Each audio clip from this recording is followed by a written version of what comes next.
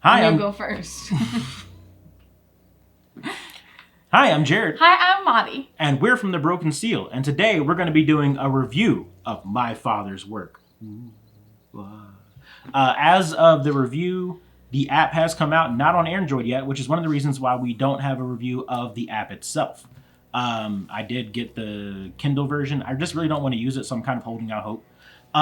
But we have played 5 games of the web app, which gave us a very good story, and we feel like we're able to actually talk about the game and, Yeah. well, how good it is. Yeah. Let me look at my review. Actual shit. Jared wrote down notes. I did not. The first thing we're going to go over is player count. We've played this at 2, 3, and 4 players. Did you have any issues with any of No, them? I think they all worked out pretty well. There wasn't like anything I was missing from playing when I was playing with 2 players, except like more randomness. Yep. And like more just like people being people. But I would definitely say, like, when you play with 4 players, you get a lot more interaction. You get a lot more like different things that happen on the game, but it doesn't detract anything when you only have 2 players. Yeah. It's still a great story. You still get to like have all the different spaces filled up. I also noticed when we were playing with 4 players, the map sizes were different. Like, just in general, there were different things on there. I don't know, maybe just the way we were playing. I think it was just Yeah. how we were playing differently. I don't think it had anything to do with the player count. Yeah, but I would say with the player count, because we mostly play at 2 players, but given that we played it at 4 and it played just as well, I'd give it a 5. I give it a 5 as well. Yeah. Next, we're going to go to mechanics. So the way the game plays, putting out your workers. I know in at least the very first time we played, plus the rules and all that shit. Well, this is mechanics, specifically mechanics. Putting like your characters out onto the board and all that shit.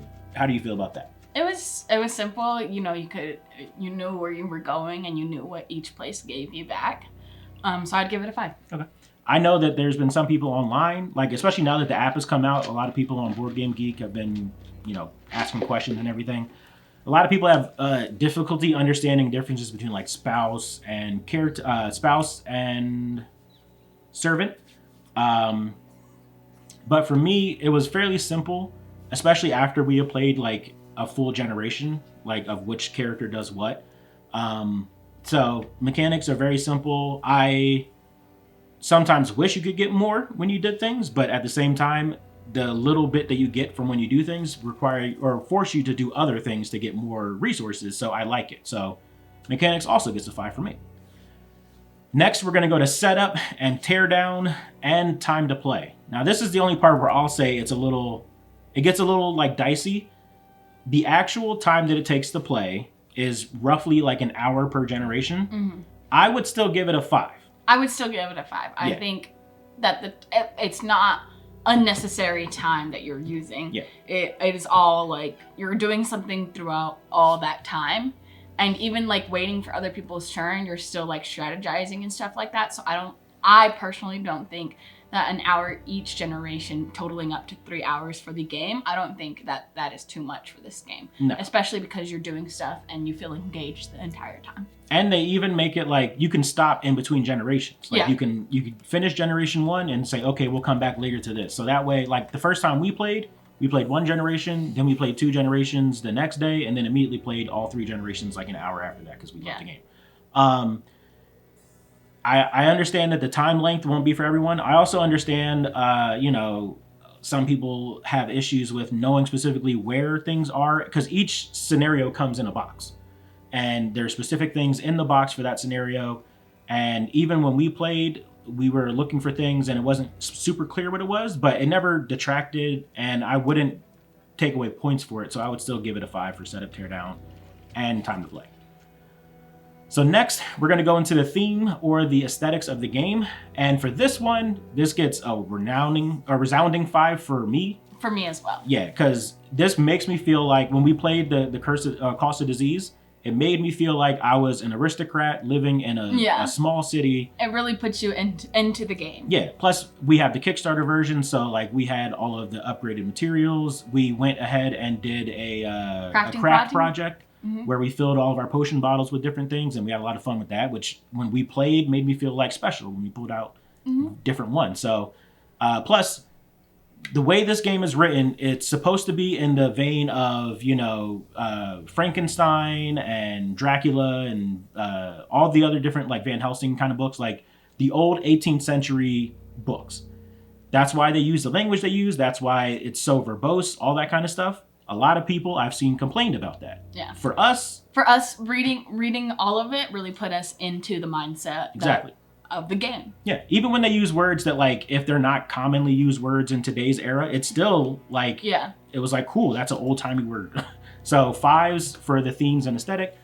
And then for the rules and teachability, I'd also give this a 5 because the rules for me are very easy to get to grasp. We learned while we were playing, clarified anything that we had. Yeah. It's really simple, and the pictures, it all helps. You Exactly. need one of you get one of these when you go here. Right. You pay one of these when you turn in this card. Yeah. It was very simple and very like easy to say, like, no, this is the person you have to take. These are what these people do. This is what these people do. This is what you get. This is what knowledge is. This is how you record knowledge. It was pretty, like, I think when we taught Mark, like, it was pretty easy. And for us to catch on. Yeah. I mean, we didn't catch on great the first generation. I was gonna say the first generation shows where we had issues with the rules, but also you get to see at the end of the first generation, we corrected that and then kept going. So like the only 2 sticking points that I had, we forgot to use the app every time we finished a round, but we figured that out at first generation. And then third generation, we forgot to swap the sanity track. Yeah. The first time we played. After that, we did it. But like, there are a little like small things that you might miss. Things, but those but small the majority things, of it, you don't those have small an issue. things don't detract from the overall like teachability and the rules of this game, which I feel like are pretty easy to like catch on to. And like Madi said, when we taught our friend Mark, and also when we taught my wife to play, they never really had like, outside of a few questions, and once they actually understood it, they just hit the ground running. Yeah. Wasn't ever like, oh, I don't understand this. Okay, let's pause 20 minutes while I look up something on Board Game Geek. It was just straight through. So a 5 for me as well. Do you have any cons before I start my cons? I mean, my only con is there's a lot of reading, but I don't really care. Yeah. For me, the reading is fun. But for other people, that might be something that you don't want in your board games, which I definitely understand. And that was really what I had. The cons for other people. This isn't a con for me. Con for other people. There is a lot of reading. I know the app does some of the reading for you, but still it's on you. If you're not into reading it, you could in theory just skip ahead, but really if that's what you're going to do, you shouldn't play this game. The game, you're playing it for the story. Yeah.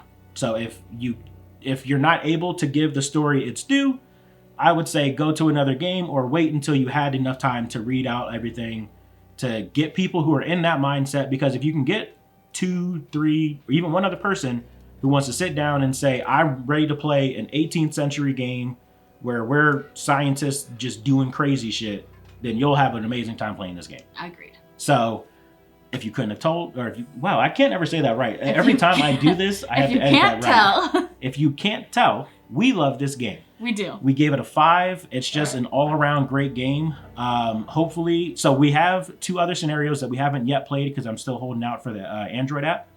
If you don't have this game, I recommend you go out and pick it up. Agreed. And I'm really hopeful that they'll have future Kickstarters for more scenarios because we really want to keep playing it. Yeah. Thank you all for watching. Like, comment, and subscribe. And make sure you check down below for more ways of how you can support us. Bye, y'all. Bye-bye. All right. We did it, Madi.